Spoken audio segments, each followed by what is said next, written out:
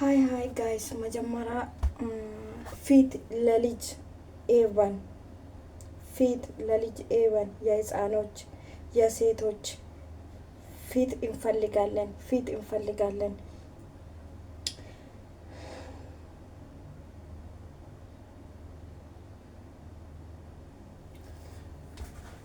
kanatti aansuudhaani akkam jirtu hordoftoonni koo hundi keessanuu nagaa keessanii fayyaa keessanii ani nagaa kooti fayyaa kooti galata waaqa fayyaa maaliif qabnaa miti nagaa maaliif qabnaa miti biyya maaliif qabnaa miti dhugaa baay'ee nama gaddisiisa taateen biyya keenya irratti ta'aa jiru kun baay'ee bakka jireenyumaafuu nu jibbisiise nuti dubartummaa keenya ofitti saalfanne dubartum ta'uu keenya ofitti saalfanne inna inni guddaan inni hobbarellee homaa miti nama hobbare nama cimaadha nama of danda'u waan hundarraa hafuu danda'u jennee kan fudhannu garuu daa'ima waggaa torba akkanatti gudeedamtee kan gudeedamtu irratti daa'ima waggaa torba jechuun koo fooshiitu waliin qabanne saba koo foon mucaa kanaatu waliin qabanne kan waan akkanaatiif geessuu miti fooshiitu waliin qabanne dhugaa waaqaa biyya maaliif qabna biyya qabneenneet nuti ilmoo dhallee ilmoon keenya bor maal argiti taarikii darbeenyaa nu gaafattu maal ittimna nuti biyya keenya irratti taateen ta'aa jiru kun maal inni bakka inni namni bayee namni fayyaan nagaan bayee du'ee bayee gala dhabee waan naseet bayee namni du'ee kun hunduu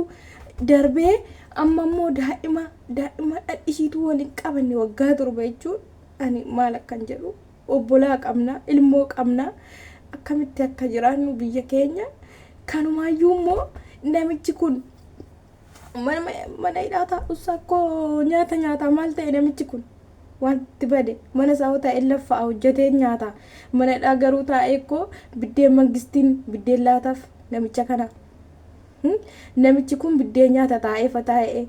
bayee gala ciisee ka'akko haati mucaa kana dhalte garuu ilmeeshi dirasii haasaqayyamti ilmeeshi dirasii rakkatti kana biyya akkamiiti jennee biyya kana keessa jiraanna nuti daa'imni ilmoon namaa akkamitti ilmoon abbaa ofii dhiisee ilmoon abbaan ilmoo ofii dhiisee haati ilmoo ofii dhiistee irraa fagaattee waa tokko fiigooti har'a mana barumsaa geessu daa'ima koo nu saalfachiisaa jira biyya koo maal taatan lammii koo kana baatii irratti akka jirtanitti irratti baatii irratti hiyyaa kana hiyyaa dabarsaa kun darbuun qabu kun immoo namichi kun bayee unkaan ajjeefamuu miti xiyyiitiin yoo nama ajjeese xiyyiitiin nama kamiyyuu nu ajjeesa namichi kun xiyyiitiin du'uun qabu gonkumayyuu akka mucaa duudaa mucaa homaa hin beektu mucaa foonshiillee hin jabaanne akkuma digriitii hin taane hirra godhe kanatti namichi kun bahee fannifamuu qaba fuundura namaatti fannifamuu qaba adababayii keessatti fannifamuu qaba fannifamee garafamee assaqaayaamee du'uu qaba mangistiinis kana ilaaluu qaba innis ilmoo atis ilmoo qabda mangisti atis ilmoo dhaltee qabda dhala keetiif jedhitii firdii kana faradi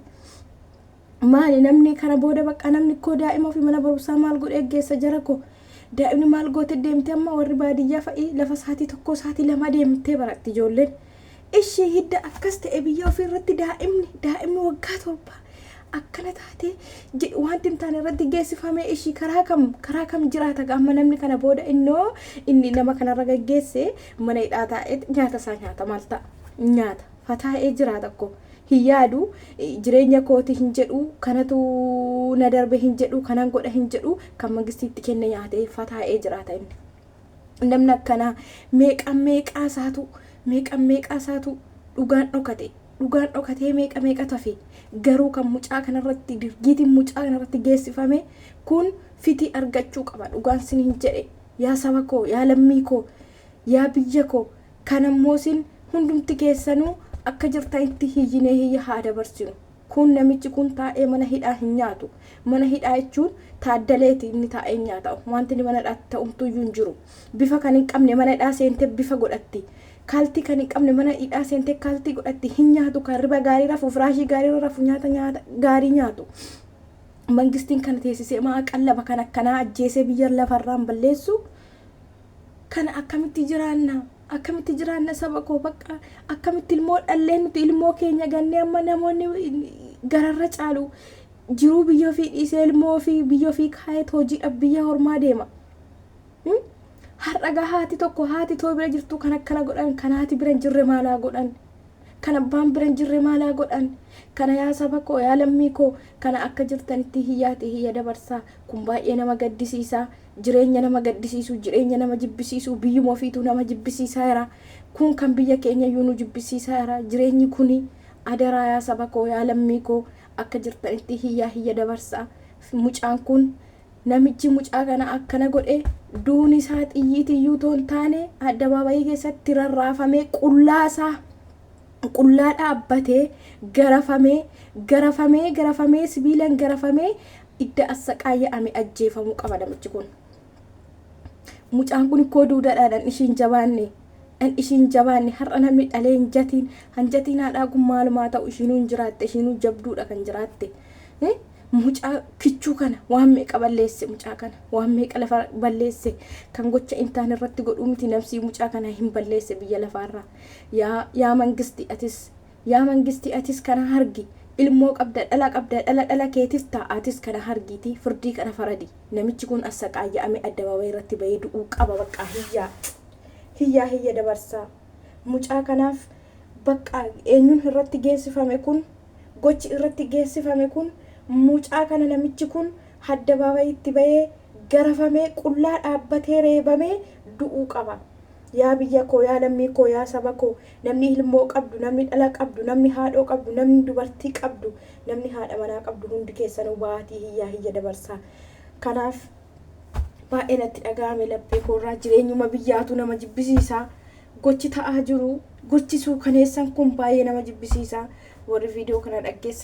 dhaggeeffattan hundi keessan, warri foolooyii gurguddaa sabskiraayisii gurguddaa qabdan sabskiraayis naa godhaa, sheer naa godhaa, laayik naa godhaa. Sagaleen koo kun akka namni hundi dhaga'u naa godhaa. Haati jagnaa dhalte hundi keessan bahaati hiyya afaanuma beektan kamiyyuu nu bahaati dubbadhaa. Gochi mucaa kanarra ga'e kun har'a hin ba'u taanaan boru eenyumtuu bayee ilmoo abbaa barbaade akka barbaade godhee galee mana isaa taa'a jechuudha. Kun mootummaan kun gocha namicha kanarratti murtee hin fudhatu taanaan kana booda taa'aa laalaa Itoophiyaan nama barbaade daa'ima abbaa barbaade qabee akka barbaade godhee